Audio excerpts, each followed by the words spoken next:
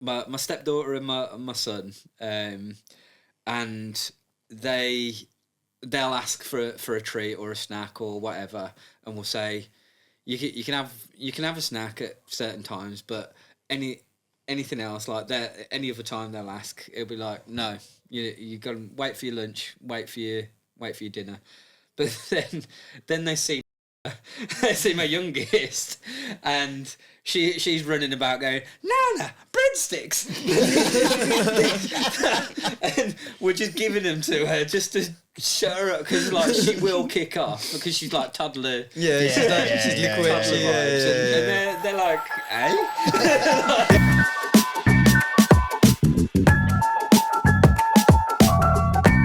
Yes, people, welcome back to DadPod, episode 12. In this episode, we're going to be talking about it takes a village to raise children. My name is NT. I'm Chris. I'm Bobby. And I'm Will. And this is DadPod, where we talk about being a parent, being a dad, and everything in between. So, people. Here we are. Takes a village to raise kids, eh? Literally. Never a truer word spoken, because, well, I don't know how I'd do it without my village, to be honest with you. What's your village look like? So, my village, I think we've got a pretty good setup. So, obviously, it's me, my partner's parents, my parents, their aunties, my two sisters, and my partner's brother. And then outside of that, where we live, we've got like my eldest's friends' parents. So we all like take it in turns and like look after the boys and stuff like that. And then we have like days where everyone comes together and they have like play dates and stuff. Yeah. Yeah, so it's really good, man. Like we've got a good core group of people around the boys, and like everyone seems to share like the same like morals. Yeah. And stuff like that. So there's no like discrepancies in I that suppose way that's as well. like the main thing that you got to look out for when you're assembling it. Just like making sure, because like with grandparents, because they're from a different era. You're just gonna sort of like say this is the way we're raising them. Like, can you stick to our rules rather than your rules? No, I'm good. Do you know what, man? My kids, when they're with my mum, get away with everything. Yeah. No, bedtime doesn't exist anymore. It's crazy, like, isn't it? It was like, you need to go to bed when I was a kid. Now it's like, No, do you know, I say this, when I was a kid, we had to drink squash because apparently fizzy juice had us bouncing off the walls. Now, my kids come back to me around 6, 7 p.m, which is around bedtime, if they've been at my mum's all day. They come back, sugared off it. Because they don't have to deal with it. They can That's what it is. Sweet revenge. It's literally the case of, yeah, sweet, I'm going to fill this kid with sugar. Yeah. And I'm going to give it back to you to deal with the aftermath. Yeah. There you go. I've kept him nice and happy all day. He's been really good. Yeah, of course he has, because he's been in your blooming sweet drawer all morning. My two boys have got my mum wrapped around their little finger. So, like, they know now if they drag her to the co-op, they'll get, like, treats. They'll get, like, comic books and stuff that cost, like, £7. It's just all the like, stuff why you won't buy them. Yeah, why are you buying this stuff every time? She was like, oh, they were so good. Like, I got them a treat and stuff. I was like, I used to never get treats. That's it. Whenever I pick my lad up from school, he's always like, oh, I'm hungry. He's like, know what he's getting at. He's like, oh, what did you have for dinner? Like, tells me, but I'm really hungry now. And I'm like, oh, well, you'll have to wait till you get home. No, the shop's there. Can we go in the shop? I'm like, no, we're not going in the shop. And he waits for a bit, and then I know what he's doing, and he goes, can we go see Auntie Sess? He knows he's getting away then, doesn't he? You know what? My kids do it. She'll sort me out. My kids do it to my missus, because obviously she's not their biological parent. She feels a way about saying no. And I said to her, you need to learn to say no, because you tell me no all the time. Yeah. If I ask you to go get me a drink from the fridge and you don't want to, you tell me no. And like, start telling them no. They literally ever since we done the transition where I'm fully at work and she's at home more than I am and she has the kids in the daytime, my shopping bill's gone from like 100 quid a week to like 150, 160. Nah, and I'm like, how's that happened? And then she's telling me, oh yeah, well, he said he was hungry and at 11 o'clock. Then by 1:15 they was having strawberries. Then by 25 past they was having cheese strings. I'm like, what are you doing? Kids will tell you they're hungry every second of the day if they can have treats. This is the thing. She gives them. It's like she'll give them their main meals, obviously, and feeds them well. But in between, it's snack heaven for them because every time they say they're hungry, she's like, "Oh, no worries, little man. Wait there a second." Runs off, comes back with a snack plate. Yeah. 10 minutes later, when they finish snack plate, Mum and Ace, I'm hungry. Boom. Next thing you know, there's another thing coming out the cupboard and another thing, and I've been home and witnessed it, and I'm like, what's going on? Yeah. Like when I was a kid, it was like we were still rationing. Yeah. I feel like, do you know what though? When I say that, I feel like my mum and dad, because my mum says that like because her parents come from the ration area. When I was a kid, my parents come from the ration area, rationing milk, and now I feel like that myself. I'm like, when I was a kid, we was allowed 1 chocolate bar a day. Yeah. Like, a lot more than your parents got. Now that like one thing I find quite tricky to navigate with our family setup is that like we got my stepdaughter and my son and they'll ask for a treat or a snack or whatever, and we'll say you can have a snack at certain times, but anything else like that, any other time they'll ask, it'll be like, no, you got to wait for your lunch, wait for your dinner. But then they see my youngest, and she's running about going, Nana, breadsticks. And we're just giving them to her just to shut her up, because like she will kick off because she's like toddler. She's liquid. And they're like, eh? This isn't fair. You know what I used to get told when I said this ain't fair? Life's not fair. That's what it is. Life's not fair, get used to it. Life's not fair, get used to it. Oh my gosh, man. So what would you say your village looks like then, Chris? Well, but because of the shared care with my son, I suppose it technically includes her side as well. But like, because we're living away from Birmingham as well now, my family aren't as involved as they would have been if we were all close. Yeah. So like core, I suppose, is like myself and then her parents, and then every now and again like a cousin will take my stepdaughter out and stuff like that, and then like when on the weeks that I have my son, when he's at school, like sometimes my sister picks him up from school and stuff like that when I'm working at the office, and then just I think like my sister and my mum are quite involved within that week. Unfortunately my dad's like at a care home now because of his health issues, but he would have been involved as well. But but like his parents are great.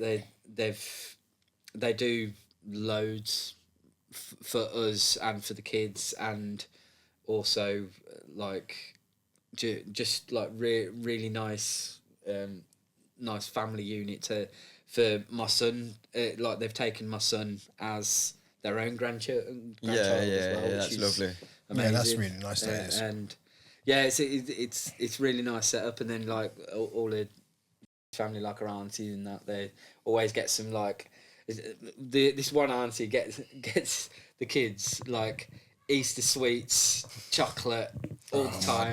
About 5 Christmas presents. Like, wow, they must love that auntie. They definitely love that auntie. Auntie Lois, big up Auntie Lois. She is the Don. So yeah, it's like I think everyone just like chipping in here and there where they can, and just like making time for each other as well. I think.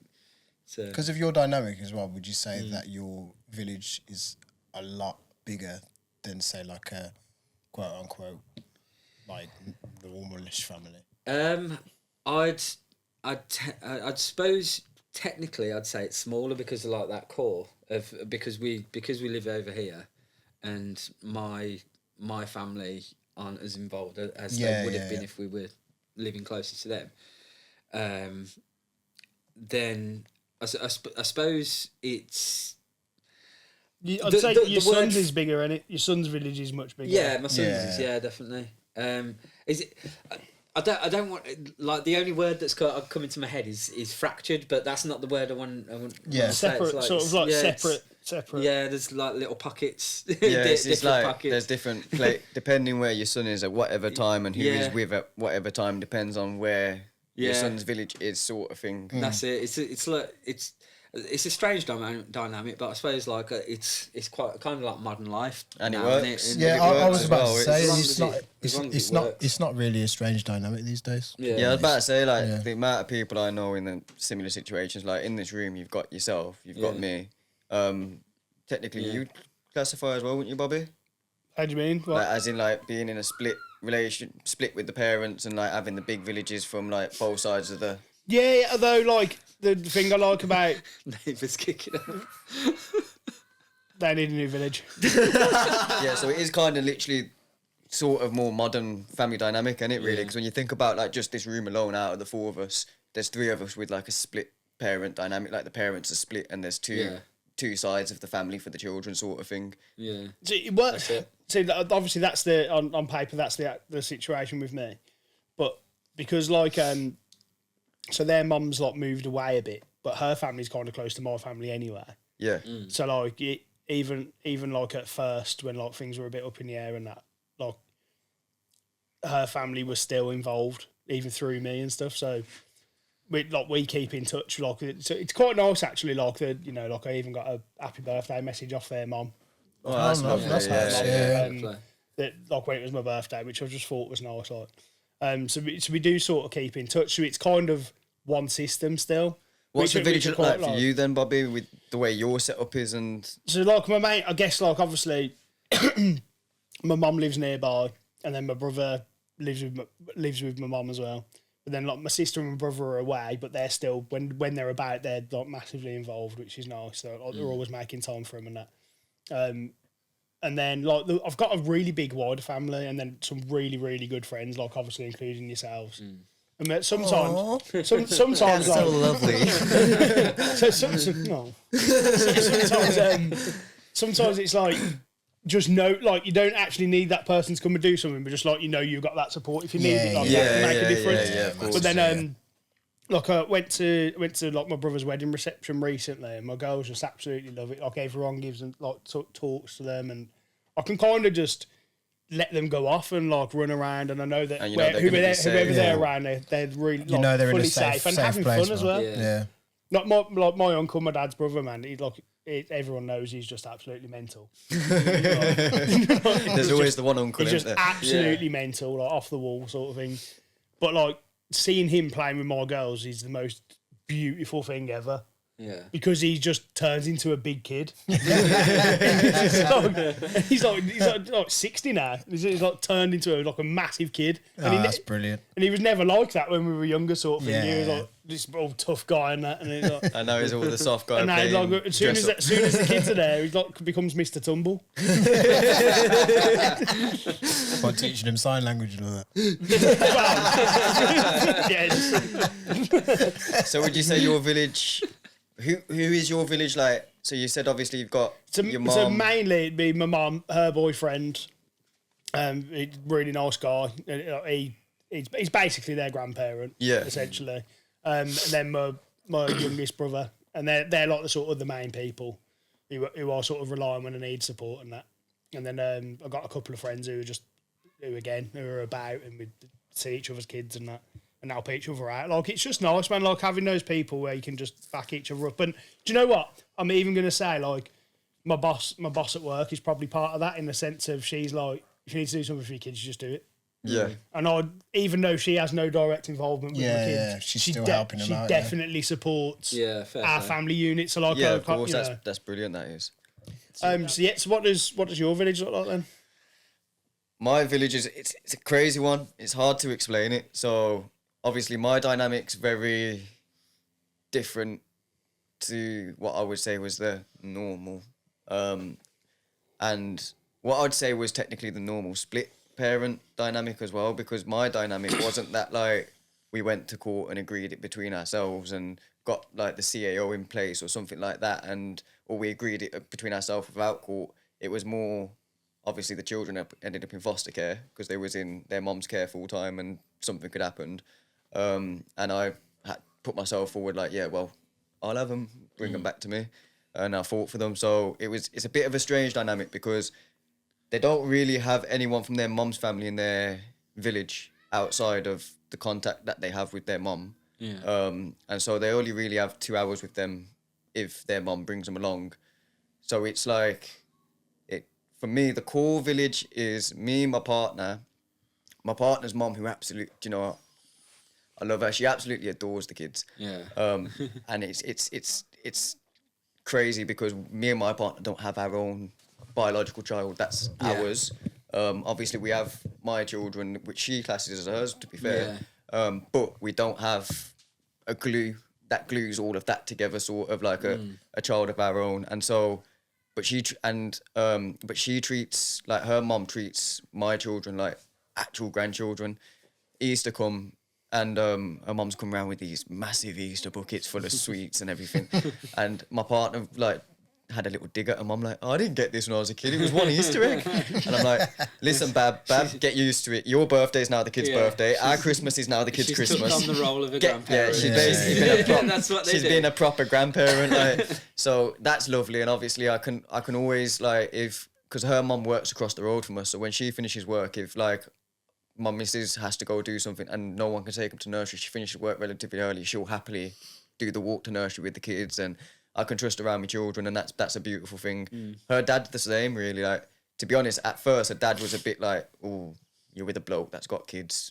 Yeah. To be fair, I can see it from a dad's point of view why he would be a bit cautious about that. And like, oh, I'm not really gonna get involved. And now all of a sudden, every time your kids go around, they're coming out with like pockets full of change and everything. Like, and I'm like, 1 second, kick.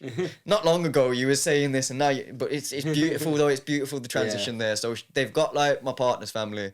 My family's there, obviously, like my mum's there. But it's kind of similar to you, Chris, but we're not as far apart. Yeah. But my mum don't have her own mode of transport or anything like that. And so we're about like 8-9 miles apart. And that requires a whole bus journey. And when my mum's getting on now, she's getting older, and she'll probably slap me when she sees this, but she's getting on. And so getting on the bus every other day or whatever is a lot for her. So she does come down like once every fortnight or whatever, and so I go down to her like once or twice a month as well, and she sees the kids and whatnot, and she'll have them and watch them. Like, when their birthday's coming up in July now, I'm on about giving them a new bedroom. I've spoke to my mum about it, and she'll watch them for the weekends because there's no way I'm stripping a bedroom, repainting it, doing all. And the thing is, the kids have a whole like layout what they want. They're 3 years old, and these kids have some high demands. I've got to get my builder's hat on, man. Get them playing Sims. Like, so yeah, so I like, care for you, boy. Do you know what you touched on, like how your mum has lack of like transport and stuff? I've really got to give it up to my mum because she looks after my boys after school on a Monday and Tuesday, and she lives in Birmingham. She doesn't drive, and she will happily catch a bus into town, then catch the train from Birmingham to where I live, and then catch a taxi to where I live. Blimey. Just to look after him for probably about 4 hours. Do you know what? I love that. Yeah. I love that. I'm going to bring up a little something else here. I actually think this is a problem with a lot of kids these days. So many parents now just drive their kids everywhere.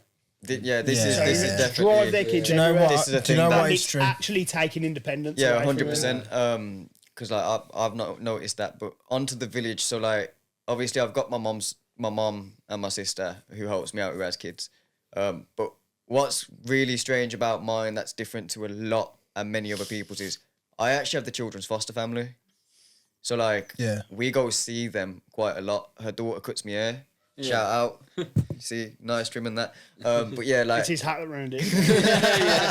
yeah, the hat's ruined the hair. The hair was actually quite nice yesterday. But like her daughter does my hair, so when I go get my hair cut, it's never I can just go myself, and it's always make sure you bring the kids. Yeah. And I'm like, okay, no worries. And like we go over for days out and stuff with them, and like every time we're there, like half term, I get a message off their old foster care, and she's like, "Are you stuck for any childcare?" And I'm like, do you know, that's beautiful, because when a common misconception about foster care is they're paid to be there, they're paid to care, they're paid to love the child or whatever, and that's why they do it. It's not. It's part of their family, and exactly. and welcome him into your family. In my children's case, that's definitely not because. Correct me if I'm wrong. That was them two were their first children that they fostered. Yeah, it was the first. So it's this is so what they're I take my hat always off. gonna Yeah, remember I them. take my hat off to the foster carer because it was the first children she'd ever fostered. They were twins, and they're both under 2 at the time. So that's a big task to take on. Yeah. Going from like she has 2 children herself, but they've got a bit of an age gap, and they're both grown up now, to having 2 children the exact same age that have gone through some form of trauma, and they're gonna be acting a certain way because of it, and taking them in.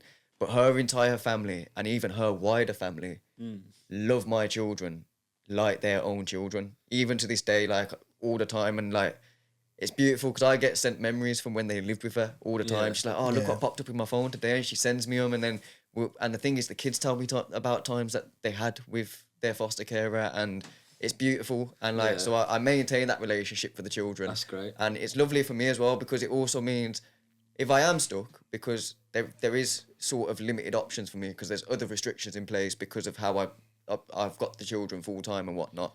There's restrictions from the local authority about who can and can't have the kids. Yeah. Like it's lovely knowing that in that time where I'm really, really, really stuck, I can just pop a message and be like, "Sorry to be cheeky, but I'm stuck." And she will drive, like she lives in Ashby, which is quite a distance from Birmingham, but she will drive from Ashby to Birmingham, pick the kids up and take them. Yeah. She will she's honestly said it a million times. "Oh, I'll do it." She's come down when the kids have finished nursery to come and play with them and chill with them, like just for a couple hours. Drove all that way just to come pick the kids up from nursery with me, and then spend a couple hours in the garden with them, and then go home. Man. Like, so that's my kind of village, and I love it because there is certain people within the village who are around the children, but I wouldn't have the children overnight, sort of thing. Not because like I don't necessarily trust them or anything, more so the children and their bonds. And like I'm very specific and peculiar about it. Like I won't put my children with people just because that's the only person available. Yeah. If my children clearly like they just get on with them because they're family. Because let's face it, we all got on with certain family members just because they're family. Yeah. Like, don't really like Uncle Dave. Is a bit of a but his dad's uncle. Like, Dave. so like you know what I'm saying. like Like, Dave, man. so. But like, so I wouldn't put them in with Uncle Man Dave, like for Dave. example. I've got a bit of a big thing coming up, and that is my mum and her boyfriend are taking my girls away for 2 weeks. Oh. Ooh, For 2 weeks. that is a big one. And I remember like early days, it was like you get fearful even if they're going away for just a couple of hours. Yeah. Yeah. And then going to like this whole 2 weeks, like, it's a long time, but like obviously I trust my mum and her boyfriend, like, and it'd be a nice experience for the girls as well. Yeah. That's what you got to focus But it's on. like, Isn't it? and I feel like part of like your people, your village, your community, like it's a good experience for the kids because it gives them that little bit of independence. I can't always rely on mummy. I can't always rely on daddy. Like obviously we'll always be there as much as we can, but there's going to be times when we're not for whatever reason. It could be that could be that you're like we all work, and it could be like, and I'm sure every single one of our kids has been like, "I want daddy," but we're at work and stuff. So like stuff like that, it makes them a little bit more resilient. And obviously, I know there's a lot of parents. Who struggle. And to be fair, I don't think their mum would mind me saying, like, she struggled with like the separation with them when they were younger.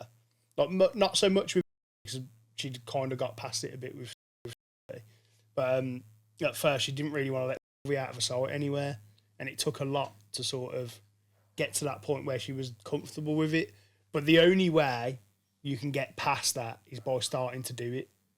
Yeah. Because it's like an anxiety thing. You're like, oh, anything could happen, or they might need me, or that, and it is that they might need me. No, exactly. Yeah, you're right. But so like that, so you just the only advice I could really give like I'm not a professional in this area at all, but the only advice I could really give to anybody who's in that situation where they haven't been able to let their kid go yet is to just start doing it slowly. So like a little bit of time, but like, you know, whether it's even if it's half an hour somewhere at first while you go shopping, and you just go off on your own for half an hour and leave them with like a family member. Well, like anxiety is mainly like thinking worst case scenario. Yeah. Isn't it? Yeah, 100%. I seen some advice a few weeks ago, like best clarity on it I've ever heard. It's like the therapist would say like, oh, you're saying what if this, what if that, what if it works out?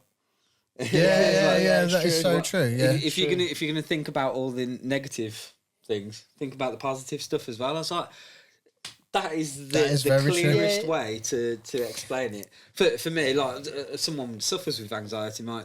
Yeah, because it's like you could be like, going outside, you could get hit by a car, but Yeah. most times you're not gonna. Yeah. Like, but you could. Yeah. Like, and then but anxiety, that's where Yeah. it plays.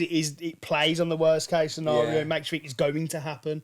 That's it. yeah, So that that is the- true. the only way- thinking it that much, but But then, like, Yeah. obviously, the downside of it is like for like social development and kids being able to like make those relationships with other people at an early age is so important yeah, because ultimately we Yeah. all need people.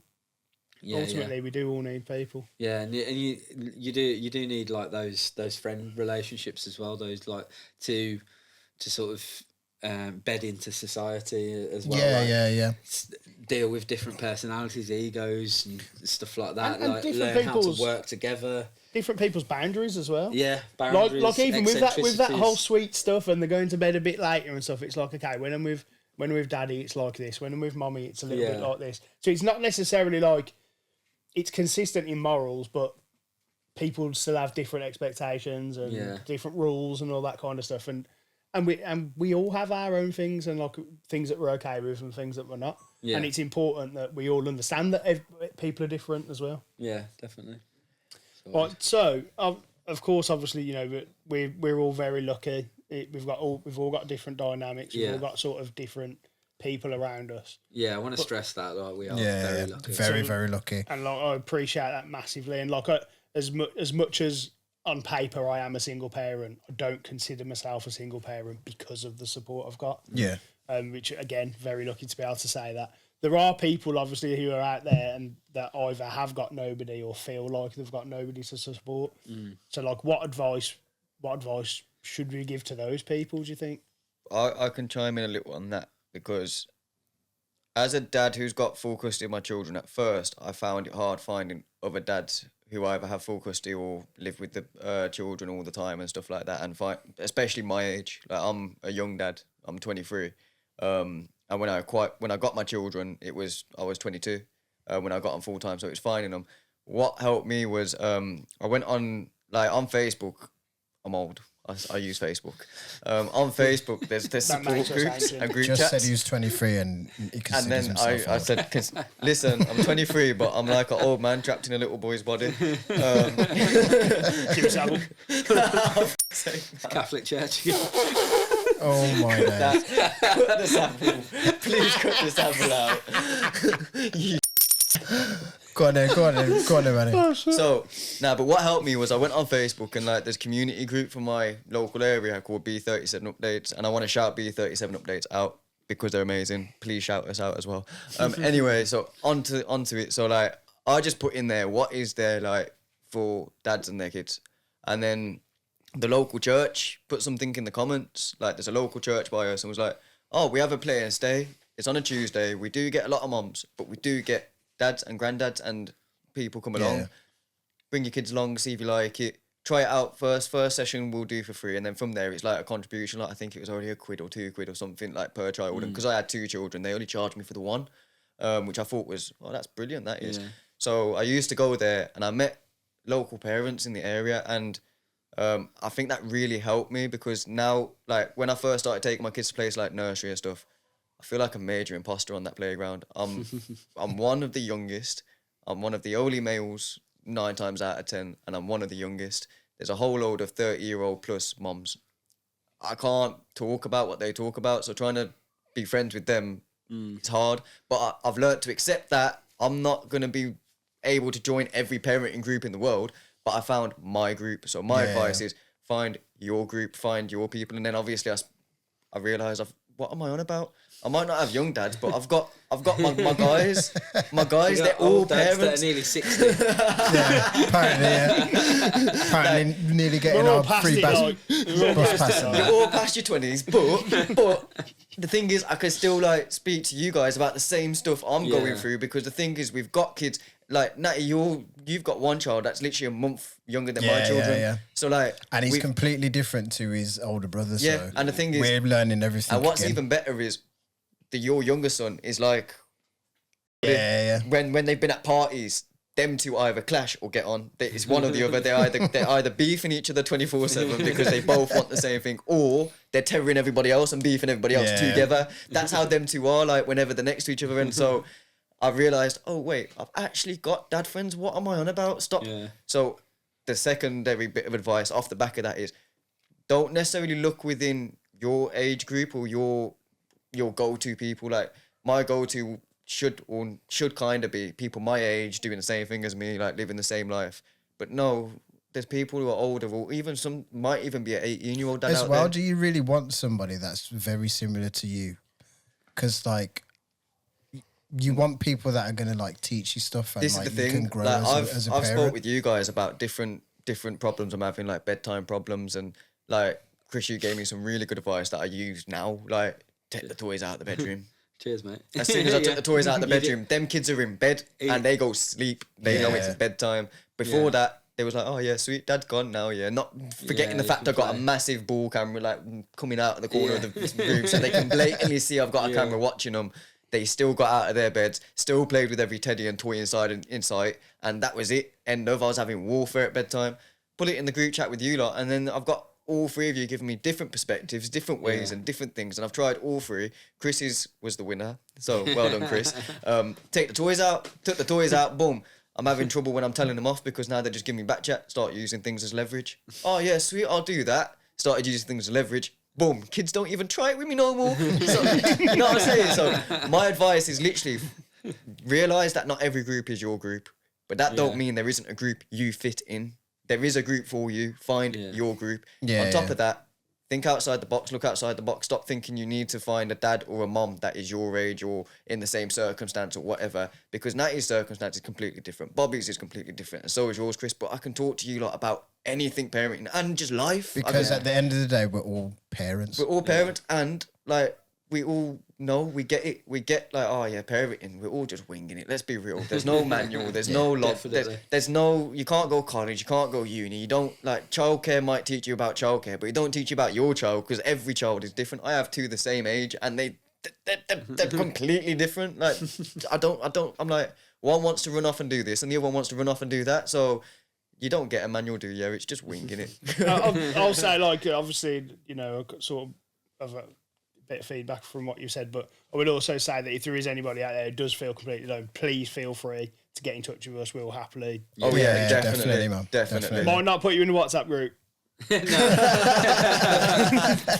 But we will ready for happily that. have a chat with Yeah, you. we will definitely reach out and try and help you the best way that we can. Yeah, because that's what we're here for, really. Like, Yeah, exactly. This is kind of a forum, first and foremost, for us to sort of a cathartic exercise for us to just like. This is like therapy for us. Like, Yeah, it really yeah. is. It really is. But in that as well, it's like it's relatable because there's a lot of dads, a lot of parents out there in general that might feel like they can't speak to certain people. Then they can hopefully watch us and get some advice for a different perspective. Exactly, because Definitely. my So- common misconception was you lot are all older and got your life in check, and you got mortgages and all that. Check it out.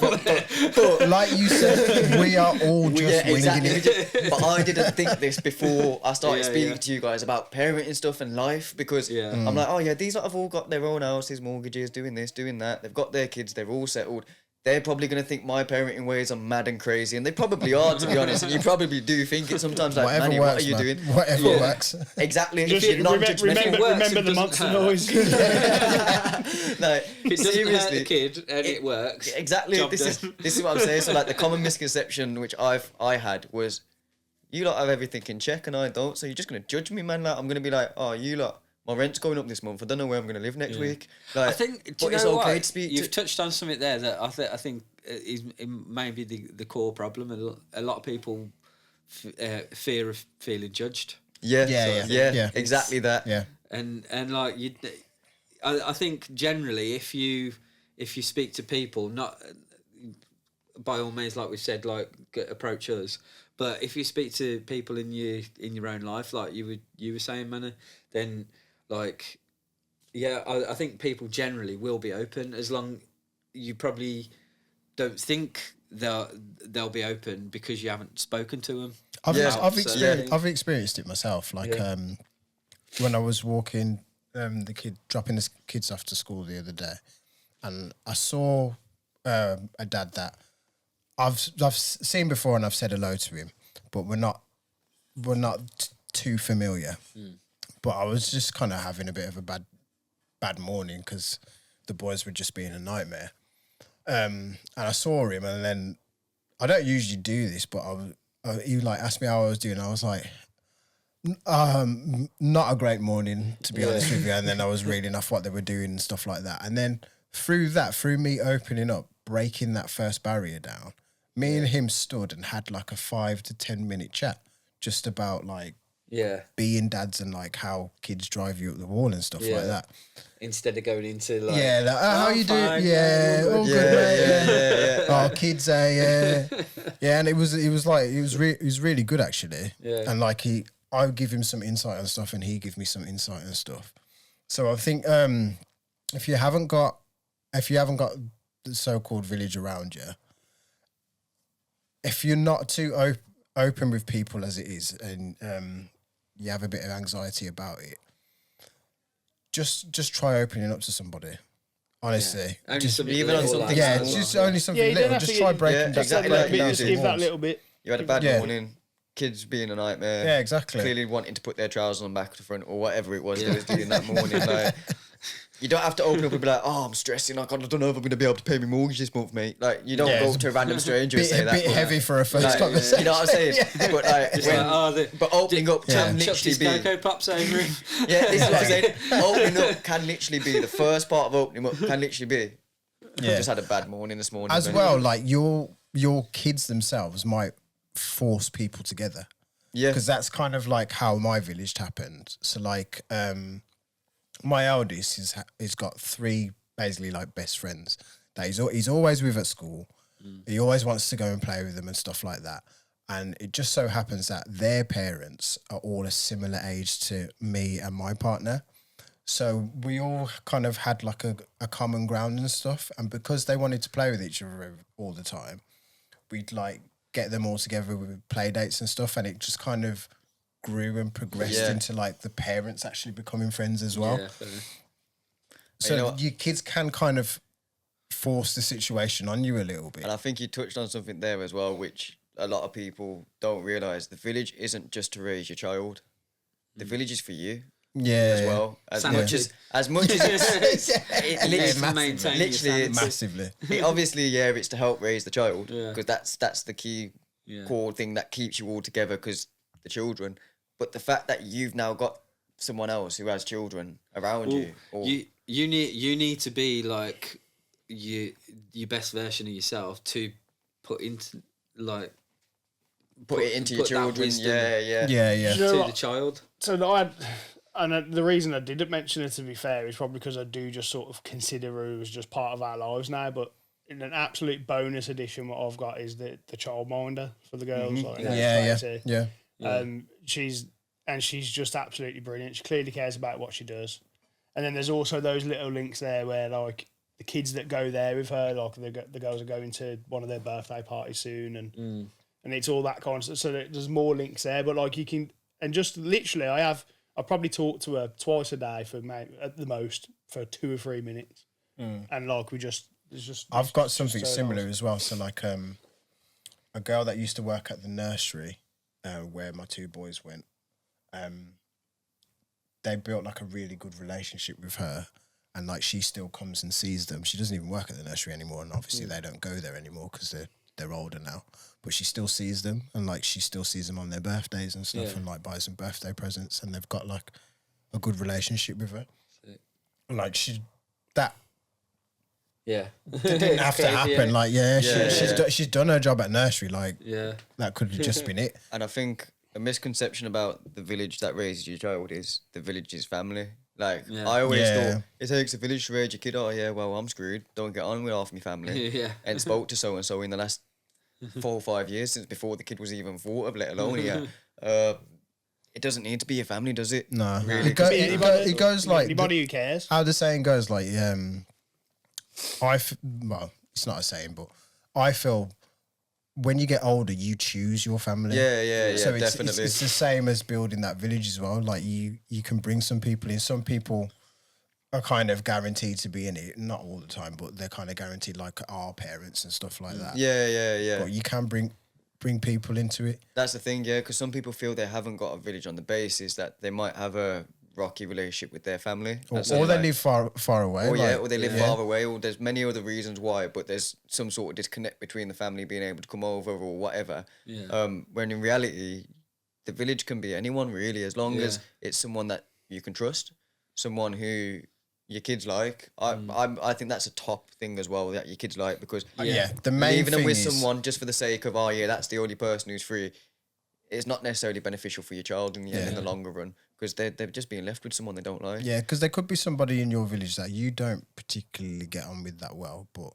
they have an excellent relationship with your kids. Yeah. Exactly that. It's like, for example, you guys, you're all like my guys, and I know if you guys are free and I really need your help, at the drop of a hat, you'd be there to help me out. Yeah, exactly, yeah. But none of you are my blood brothers, even though I consider you as blood brothers. You're not my actual blood brothers, but you know what I'm saying? So you build your village around who's around you as well. It doesn't have to just be nan, granddad, auntie, uncle, cousin. It can be Natty, Bobby, Chris. Obviously, don't steal my village. I won't be that. But it can be Natty, Bobby, Chris. You know what I'm saying? Go find a Natty, Bobby, Chris and bring him into your village. Everyone needs a Natty.